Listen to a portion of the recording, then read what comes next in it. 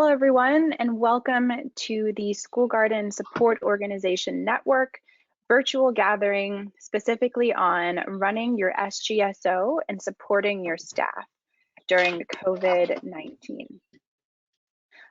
We're so excited to have yet another virtual gathering. This is our fourth one. And just to go over some housekeeping items, this gathering will be recorded and will be shared in a follow-up email. If you need to jump off or if you'd like to share, you'll be getting a link to that recording afterwards. And then we will be asking you, or we will be allowing you to ask kind of questions throughout. So take a look at your GoToWebinar control panel and you can enter in questions as speakers are talking or as you have them, and we'll be kind of asking questions throughout of our different speakers. There will be a copy of the presentation in the handout section. It's downloading currently and taking a second, so that will be added into the handout section. And in the PDF copy of the presentation, there will be links and all sorts of things for you to click on, so it will behoove you to download that. And then we're going to be doing some hand raising to allow for folks to share via audio if they would like to. We're going to be having some different kind of questions specifically related to this topic today. So if you have any interest in sharing your audio at some point, you can just practice raising your hand, which is in the in the section of your control panel. Click the little hand button and you can click, raising your hand and then lowering your hand down if you don't want to speak. So in different sections, we're going to ask folks to raise your hand and then we will unmute you and allow you to share on a specific topic. So just wanted to bookmark that. And with that, I'm going to hand it over to John Fisher. All right, thanks, Tristana. My name is John Fisher. I work with LifeLab and I'm helping to share these virtual gatherings. We're doing these through the School Garden Support Organization Network. Quick, brief overview, we're a peer-to-peer learning opportunity organization. We like to share resources among one another. And we do that through webinars. We do have one of our scheduled webinars coming up next Tuesday. It's going to be our first one in Spanish, and we're going to have presenters from across Latin America share the school garden scene, but it's all in Spanish language. So join next Tuesday at 10 a.m. Pacific. We do host in-person gatherings, which are kind of on pause right now. So we're really focusing more on our digital commons. On our website, we have best practice resources that you could find. We have an engaging Google group forum, and on our forum we have particular content areas related to COVID-19. So you could search, share, read what others have to share there. We've also kind of combed some of the great things that folks have shared on our forum and put them on our website, which I'll show you. One thing, if you haven't used an online forum or a Google group forum, we suggest you go to our forum page and read a little bit about what it means to be a part of a Google group. Really the main thing, the big difference between replying to the author or replying to 700 people. So read through there and learn a bit about how our forum operates. As Tristana mentioned, this is the fourth of our COVID-related virtual gathering. We may have more. We're considering doing one about summer programming and camps for those SGSOs that run summer programs and camps. That would be announced and coming out later this month. Our COVID page has everything related to what we've been sharing, hearing, and presenting related to schools being closed. So you can access what others have shared related to distance teaching, what folks are using for protocol and policy around entering and accessing and sharing garden produce and caring for their gardens, and of course all the archives and resources related to the virtual gatherings. So no further ado, we are going to talk a little bit about how SGSOs are supporting their staff and how they're just operating in general. So you all, audience members, when you registered, you put in particular questions. So we're going to share a summary of what those questions are, and then our presenters are going to share briefly related to what they're doing. They may or may not answer your questions, but that's where you can type in your questions and or share resources through hand raising throughout the presentation. These are the main categories that folks shared in terms of what they wanted to learn about. So folks, many people said, how are you continuing to conduct evaluations and assessments? How are you conducting meetings that are engaging and supporting and healing for your staff? You know, not just jump on another video call. Is anybody doing anything innovative to support their staff? And then a lot of you, the number one question was, how do you train your staff? And what kind of resources are out there that your staff could tap into, or what can you use to support yourself to train others? So those are the main categories that we're going to be sharing through our panelists. And with that, I'm going to turn it over to Tristana. Great, thank you, John. So first, we're going to start with evaluations and assessments. So if you have any questions kind of related to that, please go ahead and share. And then to start, we are going to hear from Jezra Thompson of Berkeley Unified School District. Jezra, you are unmuted if you are ready to share. Yeah, good morning. Can you hear me okay? Yes, we can hear you. Thank you. Great. So I'm going to quickly try to address some of those questions from the group and share out what we are doing. So as a district, we are directed to continue evaluations even as we are no longer on campus, which is really difficult, right? Because I'm not able to go out there and do my full observations.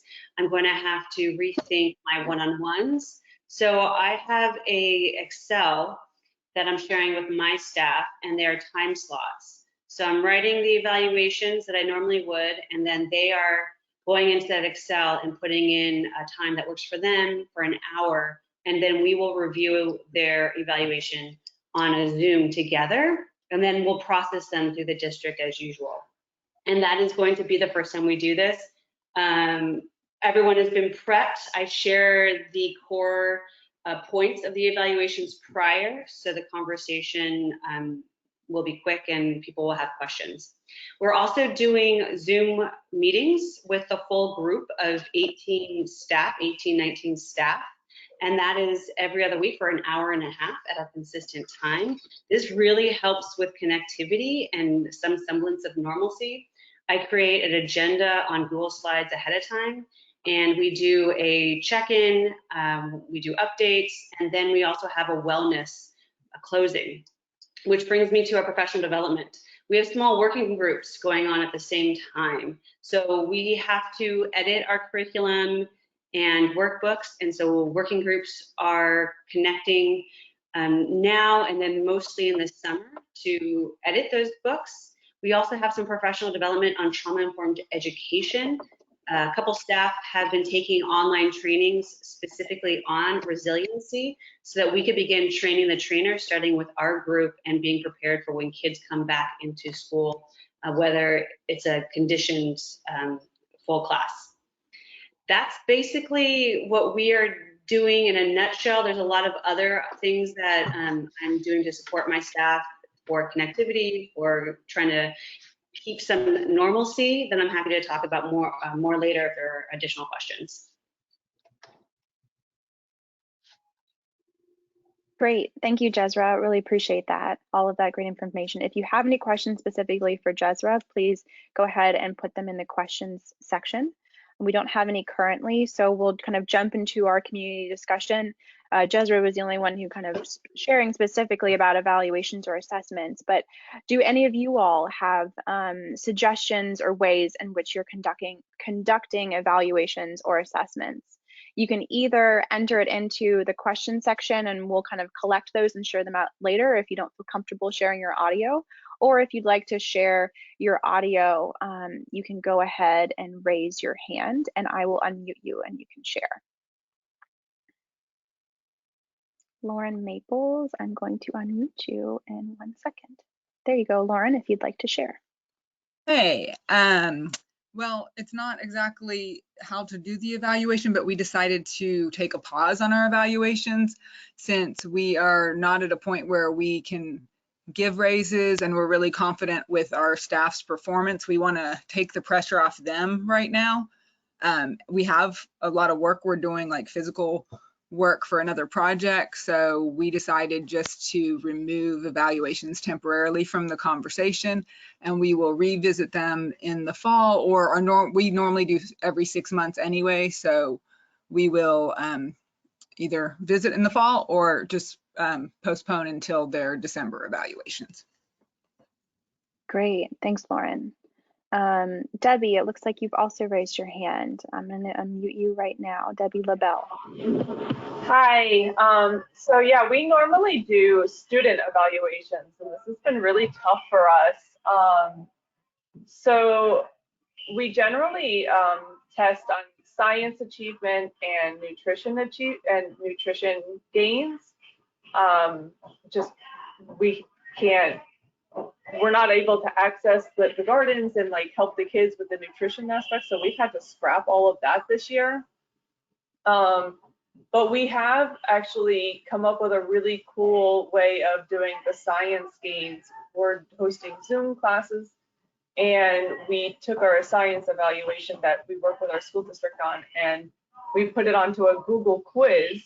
This is the first time we ever did that. It's self-grading, and it's actually really cool, and we're getting really good results on it so far. So this has kind of forced us into something that we had never really considered before, but we may end up doing in the future too. Awesome, that's amazing, Debbie, and thanks for going specifically as well into kind of student evaluation. So if anyone has anything to share specifically with kind of student evaluations or assessment, feel free to raise your hand or share. Jezra, we have a couple of questions for you. If you're still on the line, can you share resources that your staff is using to do the trauma-informed education? Yeah, we are working with a couple different online trainings. The Naroga Institute is one that we are participating in, and this isn't the full staff. This is just 1 or 2 staff members that have wanted to take this on at this time to then train the full staff group and practice how we could implement trauma-informed ed with our students. We're also focusing on resiliency as a portion of trauma ed particularly, and we've got a couple different prompts and phrases that we are going to try with our curriculum and with our students. We're still in the process of this, so I'll keep you updated. And I'm happy to share out these items in that Google Doc that I've been sharing out with the group. It's got all of our lessons based on standards and theme. It's got a collection of videos, blogs, websites we've created. It's also got a lot of lessons and activities and videos shared out from our larger community, and I've categorized them by theme and standard and grade. I'll add a section for professional development on the bottom of that. Thank you, that's amazing. Really appreciate you sharing that. And I will also, go ahead, John. I just wanted to add that Jezra's document is linked to in our distant learning resources on our SGSO-Network /COVID page. Great, thank you. And in addition to that, we also had a fantastic webinar on trauma-informed education. It feels like years ago, but I think it was in February. So that is also linked to in the SGSO-Network website. Great. Well, I think with that, we will move on to our next section. Thanks so much for sharing, everybody.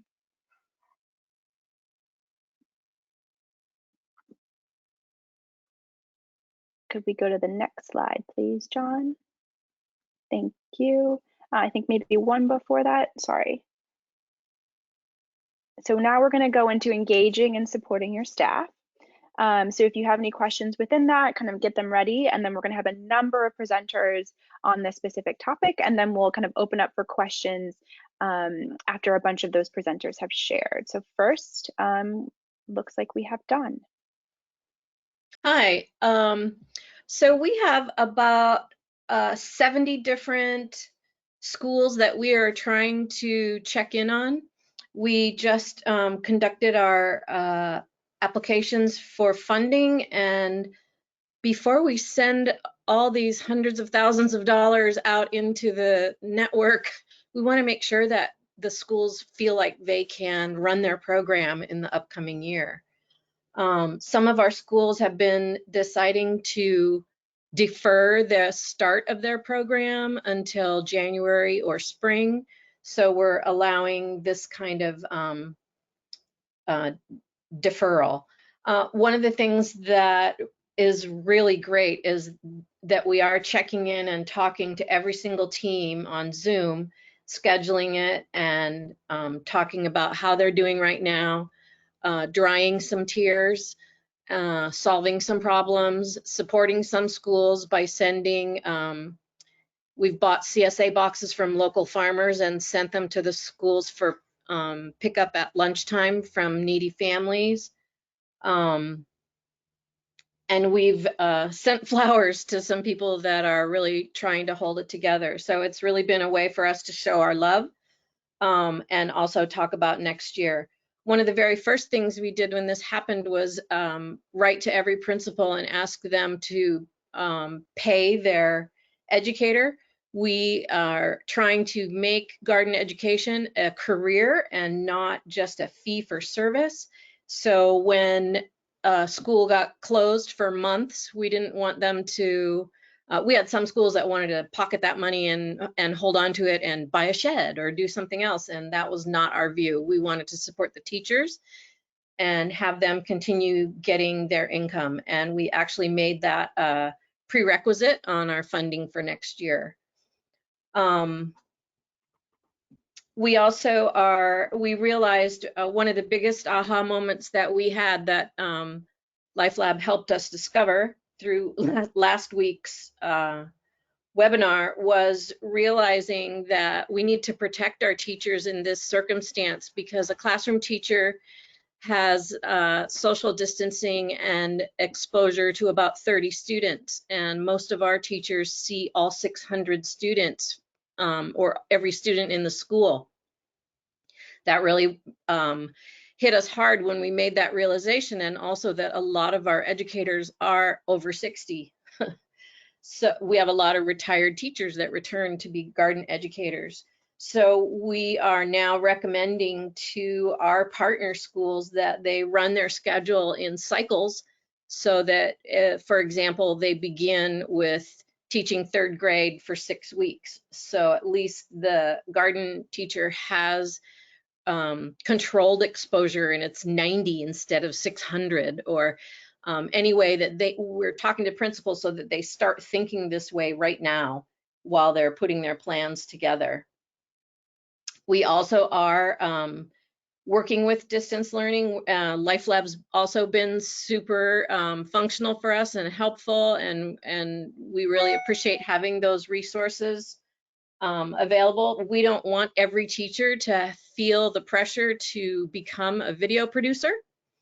It's great the ones that do and are, but I don't think that we all need to be making the same video all over the country.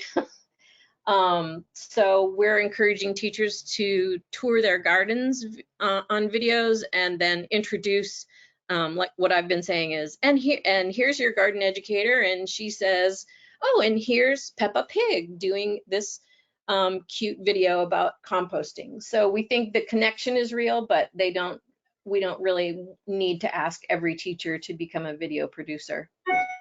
Evaluations, as far as we had surveys that we were hoping to measure the learning this year, those are obviously off the table.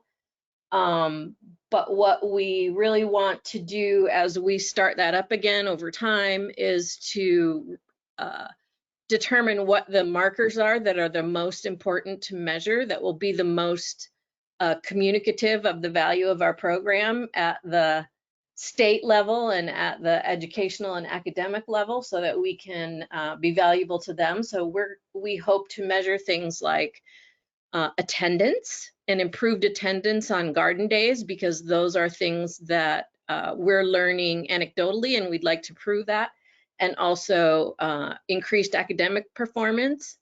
So we'd love to show that model, and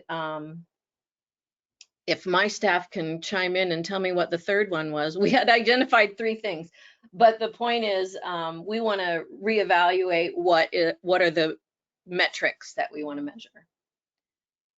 And I think that's Oh, and then to incentivize our training, we are going to do our training virtually this year, which is really sad because it was really fun.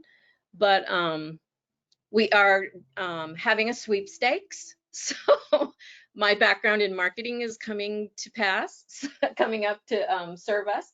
We will have a whole series of prizes that the people that have seen the most of our training videos or performed the best on the quizzes, and we'll be able to send gifts and prizes for that. So hopefully that will incentivize them to watch more of our training. And that's it for me. That's it for Sage Garden Project, California. Great, thank you so much. Kate, could you please share? Yes, can you hear me okay? Yes, we can hear you. All right, great. Yep, I'm the program coordinator for PEAS in Austin, and we have a staff of 5 educators, so pretty small. We don't have a dedicated office space, so in some ways we already were had some facility with virtual checking in. But one thing I started doing kind of at the beginning of this was very simple, just a 5-minute check-in with every staff member every week. And it's literally, how's it going? And sometimes there's some heavy stuff that comes up, and sometimes we talk about our cats. And I have found it to be just really helpful for me to get the flavor of where staff is, and have just kind of a sense of the vibe that people are experiencing, which you really miss when you don't get to see people face to face. And it's, I think, been a good way for us to continue cohering as a staff, even though we can't see each other. And that's it. Great, thanks so much, Kate. Super helpful. Jenna, if you could please share. Hi, everyone. My name is Jenna Dean. I work for Common Threads, which is a nonprofit in Bellingham, Washington, that does garden and food education in schools, as well as low-income and camp programming. And you can check out our website and social media to learn more. So we have a team of 13 AmeriCorps food educators, and some of the things we've done to support them. First of all, we've lowered their target weekly hours. So usually with AmeriCorps, the target is 40 hours a week, and they have to hit 1,700 hours to get their education award. This year, AmeriCorps has changed the requirements, and so we realized we needed to be really explicit about what we wanted from our members for them to finish with satisfactory service. So we lowered it to 35 hours a week as that target. That also matches our permanent staff, what we have as full-time target. So that was consistent. And we did this to allow more time for our team to handle personal needs, self-care. We just know that life can take a little more work right now. And so we wanted to take a slight burden off them in that way. And we've also been really explicit about what it means to finish with satisfactory service from their service term. So what their gardens should look like or have in them installed, such as irrigation, and to make sure that all their sustainability documents are as complete and updated as possible. We also do weekly small group check-ins. So I'll host 3 of those a week. So they're in small groups and they're earlier in the week.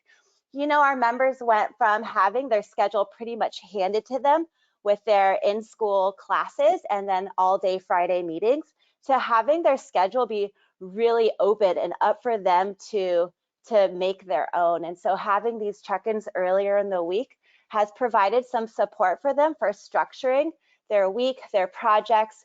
It allows time to check in about what's the priority for this week. And also just allows that fun face-to-face contact.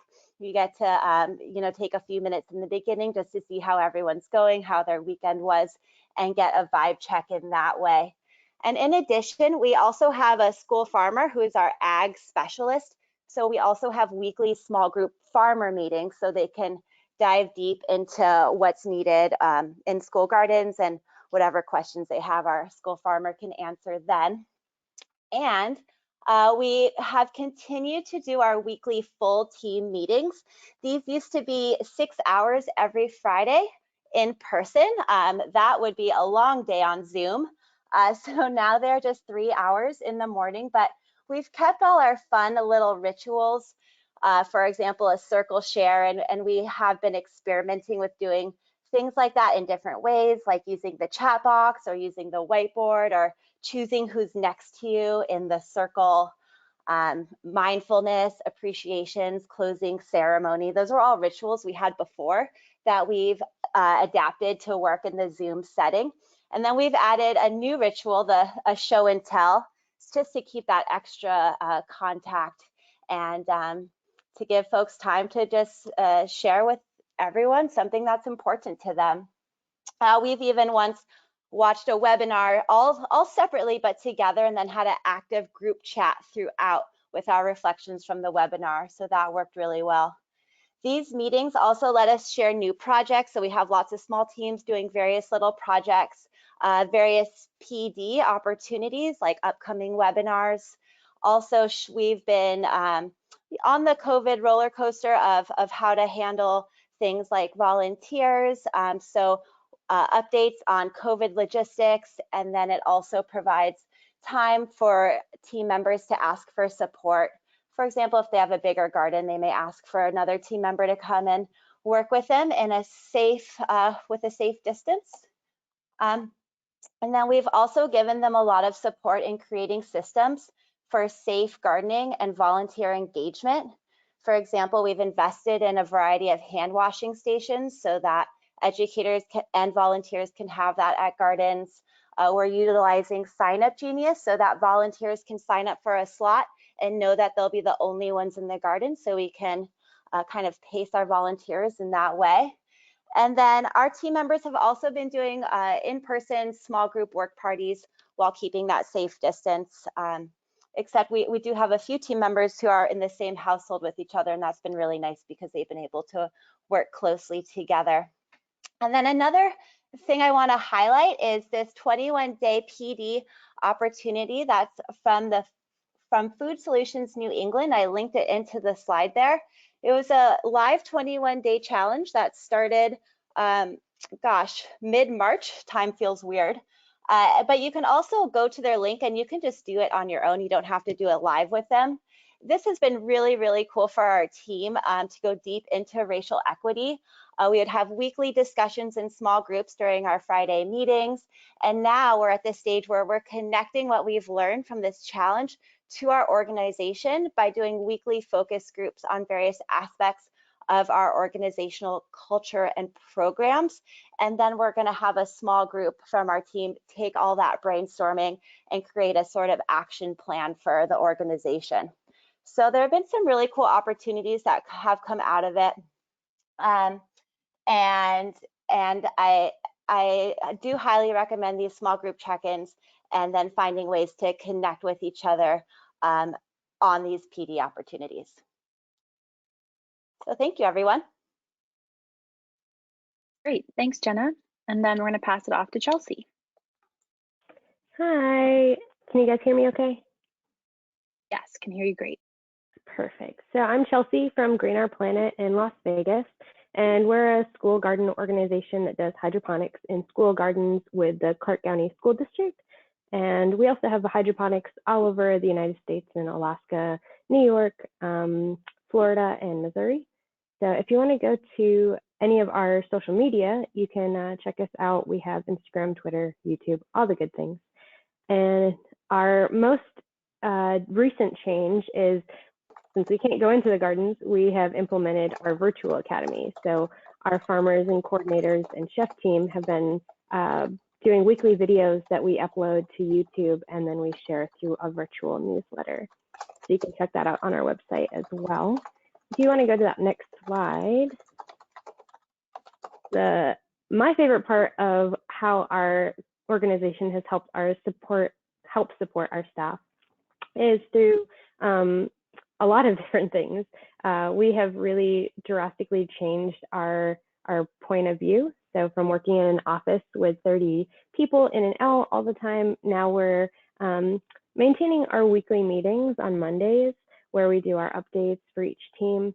But our teams have changed. So instead of having an events team, we now have a virtual academy team, and our filmmakers, our chef teams and our hydroponics teams, and our farmers are still maintaining those gardens. But instead of maintaining the gardens for our farmers markets and for lessons, they're using that food that they teach in their videos for those lessons, and then they harvest it and donate it to our local program called Delivering with Dignity. So we've helped donate about 1,000 pounds of food to create 15,000 meals for our local community here in Vegas. We have a big old care team, which is basically means care in Irish, and they make sure that they check in with our team members every day, and then they're also monitoring our team members that might be struggling. We have a lot of staff that have children at home that aren't in school, so it's really hard to balance an 8-hour day with trying to take care of your children. So we have offered our flex time. So we highly encourage our employees to go out on walks, to spend time with their children, make sure that their children are getting the education that they still need, and to be able to work different hours based on their circumstance. So a lot of our employees work with large families, so it's hard to find a quiet space in the middle of the day. So we offer a lot of different transparency through not only allowing their flex time, but also with our company and how we stand. So our CEOs have been phenomenal in that they share everything that's going on behind the scenes with our employees. So we never feel blindsided. Every Monday, we have a little update in our staff meeting of basically what kind of grants and sponsors and donor updates that we have. Since we are a nonprofit, we rely heavily on those local entities paying us. And with Las Vegas shut down, our casinos are obviously a big supporter. And so we've been drastically changing how we're implementing what we do and how we use our money as well. We have implemented our work from home documents, which is a document where we all just kind of log our hours to make sure that we're keeping on track, but also our Google calendars allow us to still have our meetings. So I know for me personally, I'm always still working with my same teammates that I work with in the office. We just do it through Google Hangouts or through Zoom, which is really fun. And that brings us to our all hands meeting, which we do daily. And we meet every morning at 8 a.m. We all get on at around 8, make sure that we check in, we're all awake and ready to work. And each day we change our team captain. So we kind of pass the baton, and it's a little bit of a surprise that you have to lead the meeting the next day, and you come up with a question of the day for engagement. So what's your favorite Disney movie, or what's your favorite song or cartoon? And after that, we do a 21-day challenge. So we're currently on day 18, which is a free day. I shared it in here, so you guys feel free to take it and use it as well. But just a little bit of positivity to help keep everyone active and motivated. And then our starfish stories are also another way to motivate us. So we're sharing what we're doing as far as I have updates on all the baby birds in the neighborhood. We have hummingbirds, we have cardinals, we have bumblebees, all of our pollinator plants out here in the desert. It's all in bloom. So really great, fun stories. One of my favorite stories is that we harvested our farmers market produce from over 180 school gardens here in Las Vegas. And all the farmers went to a local restaurant called Honey Salt. And we actually made a video about that. And so we shared those starfish stories and the good news that we're getting from our teachers and our students as well. So yeah, we're doing a lot behind the scenes at Green Our Planet, but lots of positivity here, and we love to share that with everyone. Great, thanks so much for sharing, Chelsea. So that kind of wraps up kind of our section specifically on supporting and engaging your staff. So we have some questions that we'll be asking of our presenters. If you have any questions specifically for Dawn, Kate, Jenna, or Chelsea, please go ahead and ask them in the question section. And in addition to that, if you don't have a question but have more of something you'd like to share on how you're conducting meetings that are engaging and supportive and healing for your staff. You can go ahead and raise your hand, and if you'd like to share with your audio, I will unmute you. Otherwise, you can also just share in the questions box if that does not sound good to you. But we do have a couple of questions that I'll go ahead and ask. Let's see, I think this one was for Jenna. Yes, Jenna, you had shared that you have hand washing stations. Could you share what type they are and how much they cost? I think you might be muted. You are now unmuted, Jenna. A great question. I wasn't in charge of buying them, so I can't speak to that. My guess is that the blue jugs we used were about $20 a pop. We prioritized outfitting our gardens with the most volunteers first. So we've started with, I think, about 6 hand washing stations. And we use a blue jug, big blue jug, like the kind you take camping, on a upside down bucket or table or whatever that garden has, bench maybe, that it can be on with a bucket underneath to catch the dirty water. And we also have some sanitizing alcohol to rub down the hand washing bucket as well. And then we have soap as well. So it's a very simple kind of like camping setup. Does that help? That's awesome. I especially love that it's kind of more of a, simple, just kind of like, anyone can bring together some jugs. So thank you for sharing that.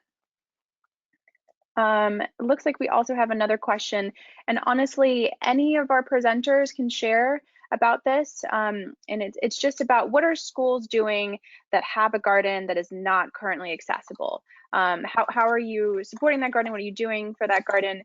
I will share that we do have a webinar that we did specifically on garden care and maintenance, as well as some resources. But if any of our presenters want to share specifically, if you have gardens that you're not able to get to, how are you managing those, and how are you supporting your staff maybe specifically and managing those?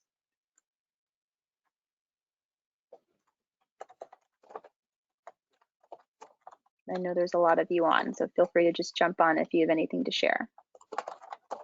I'm happy to share what I shared last time about us harvesting and providing that harvest to donation for our food pantry. We can't have volunteers.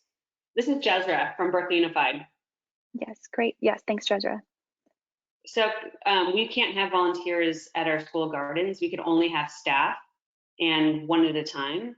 So we are maintaining the gardens and harvesting the produce with CDC guidelines, and providing that produce bi-weekly to our pantry that we host at our high school.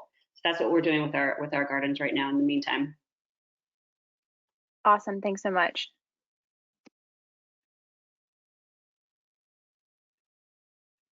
Great, well, if we don't have any other questions and we didn't get any hand raisers, and that's completely fine. I think we got a number of inspiring ways to engage and support your staff. So thank you so much. We will go on now to the next section, which is all about just professional development or online training resources.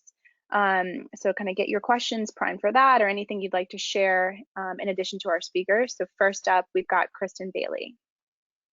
Hi all, I work for Global Gardens in Tulsa, Oklahoma. And I'm like our main program professional development person. So much like Jenna shared earlier, one of the things that we're doing is we're keeping everything really consistent. We do something called Community Circle with our kids each day in all of our programs, where we breathe in the good things and we breathe out the things that aren't so good. And then we take mindfulness breaths together at the end. So literally our whole staff does this together on Zoom, and a lot like what other presenters have shared about, wanting to keep things really positive, like that's felt really great for our staff. In terms of professional development, the first step that we did was we surveyed everybody, giving them some options and some direction, but also opening it up for really whatever they wanted.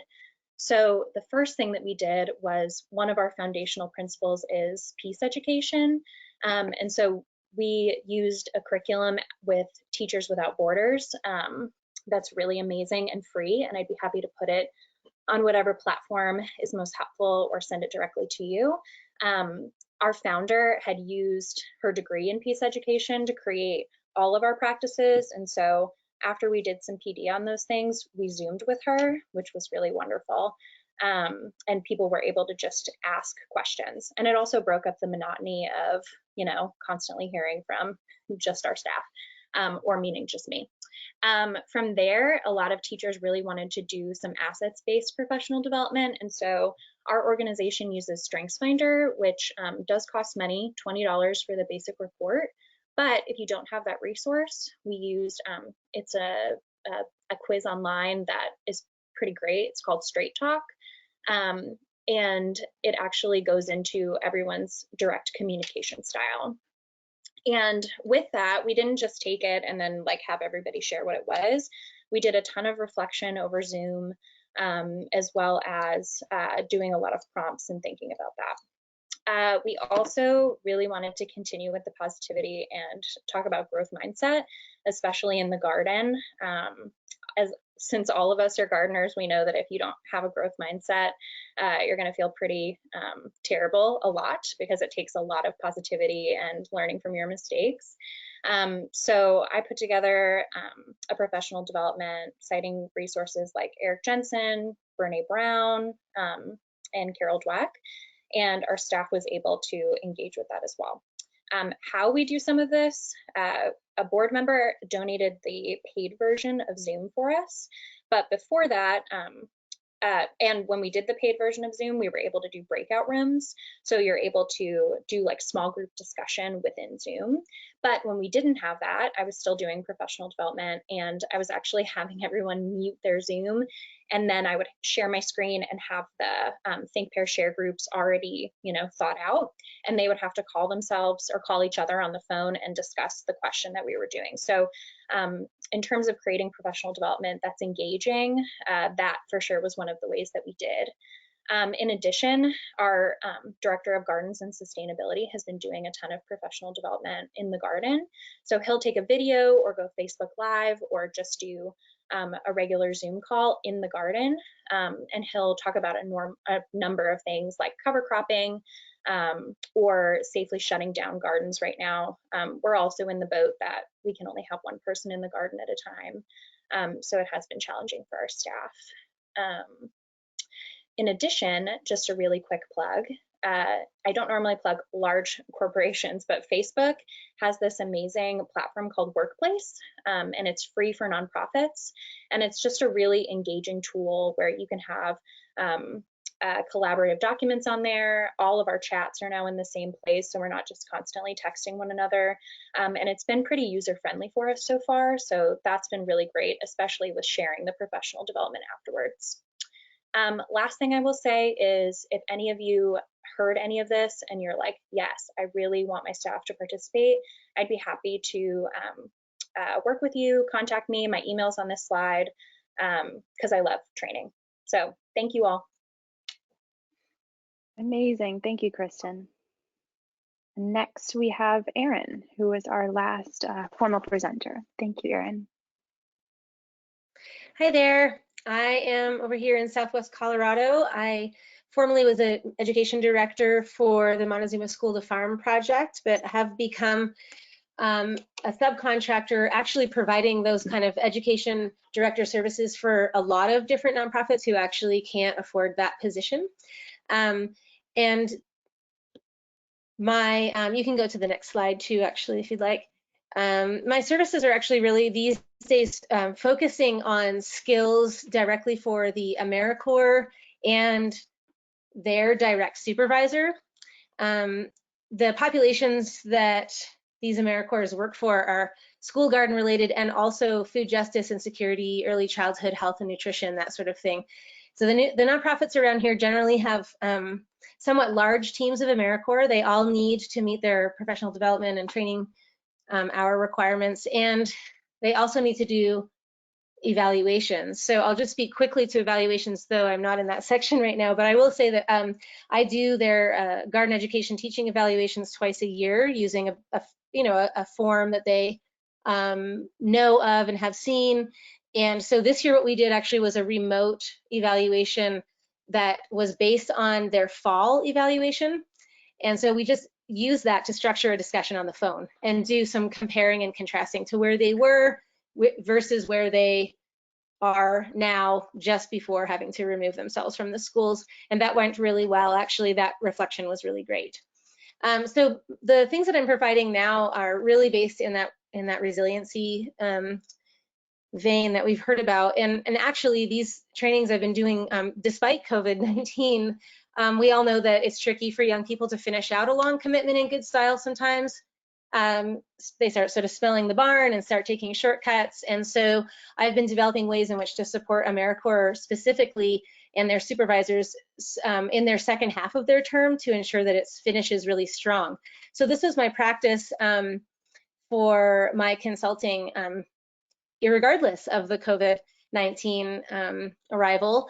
And so now I have reformatted it to really meet the specific ways in which this is challenging the AmeriCorps crews in finishing out in a strong way. So despite all of these challenges, we know that actually midway through the service term is a great time for further training anyhow, and they are especially desiring it right now. But right now the crews have had a chance to work together for a stretch of time, and they have some experience under their belt. So I have found that they are receptive and ready and actually in need of taking a more nuanced and taken in more detailed and nuanced ideas around leadership. So you can see in my slide that actually what I've tried to do is pull back out of the specificity of where exactly you work and the work environment that you're in, whether that's in a garden, in a food pantry, in a preschool, and actually address more the underlying leadership theory and application that really helps teams stay productive and communicative and sharing vision. So I've been using Zoom for conducting these trainings rather than 3-hour trainings as I have done in the past. I have taken, for example, you see their essential leadership skills.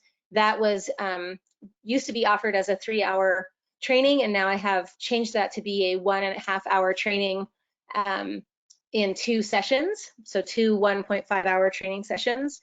And really what I'm trying to do here is work with topics and skills that are not generally covered during garden classroom focused trainings. So things like staff cohesion, work ethics in a self-driven work environment, work responsibilities that rely on leadership and communication and accountability, all these things that underlie really focused outcomes despite adversity and uncertainty. And so during these Zoom trainings, I have found them to be very different than being in person. However, I'm keeping them engaging by doing things like lots of time for being off screen, doing visualizations off screen, and especially effective I have found has been using and encouraging them to share personal examples from any experience they may have had in their lives. So to really utilize metaphor. For myself, my background before being in garden education was actually based in remote locations as a wilderness guide and a wilderness educator. And so a lot of my examples I draw from backcountry experiences and then help them to see how that really still applies in the front country. I've noticed that encouraging them to do that, to pull out experiences from really diverse parts of their life, helps them to see and evaluate their behavior when they're at work in this current situation, in this current moment in their life.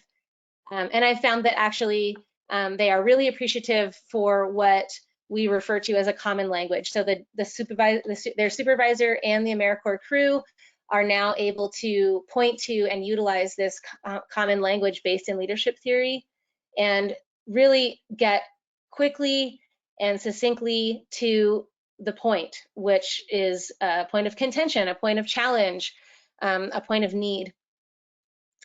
And in Southwest Colorado, it is extremely hot and extremely dry on top of all the other challenges they're experiencing in their school gardens. And so I'm finding that topics like tolerance for adversity and uncertainty are things they really want to have at work, but also when they get home and when they talk to their families. And so I encourage people to think about professional development in that way, that ultimately these AmeriCorps crews are going to move out into other work environments and hopefully bring these leadership skills and this leadership language with them. Thanks. Great, thank you so much. Really appreciate all of those pieces specifically around professional development or online training resources. This is our last kind of question. So if you have any ideas for how you're doing professional development or online training, please raise your hand and we will allow you to share. Or if you have any questions specifically for our last two speakers, Kristen or Aaron, that would be fantastic. We don't have any questions yet, and I don't see any hand raising yet. Give you a couple of seconds to let some things come through.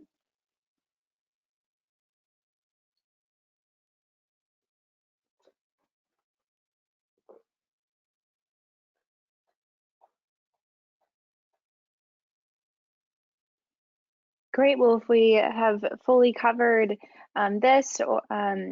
this topic, if you have any other questions just in general in relation to supporting your staff or running your SGSO, feel free to ask other questions that aren't specifically within this topic or any of the other topics.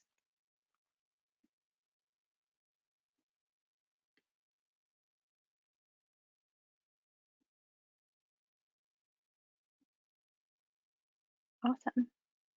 Well, it's always great to get through everyone's questions. Oftentimes we don't have time to get to everyone's questions. John, I don't know if you have any other things that you want to share to close us out. Just thanks, folks, for sharing, and know that on our forum and on our website, you can go deeper on a lot of these topics, and we'll continue to share resources and keep up the ever-changing work that you're doing. Yes, thank you so much. Appreciate everyone for sharing and for everyone for joining. Have a great rest of your day.